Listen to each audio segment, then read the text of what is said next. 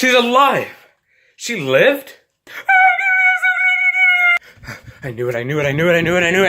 Hey! Slotside is dead! It's miraculous! The first person to actually manually give someone a disease. Yes. So is a guy named Sirthim and Sirthim, I don't know, and Buttersnotch. Well, I never met him, but okay. Thanks, Kate. You're welcome, Kimmy. Ooh. Say, what do you say we go for maybe a jog? I'd love that. 1 second, miss. You still have to be bedridden for at least 3 days. Oh, doctor, it's fine here.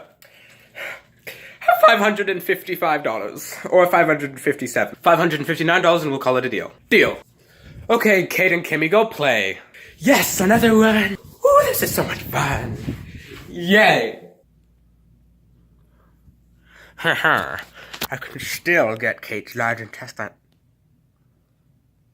Oh, what did I do to my little dog? Oh, who's a great doggy? You are, yes, you will. Ouch, my ear.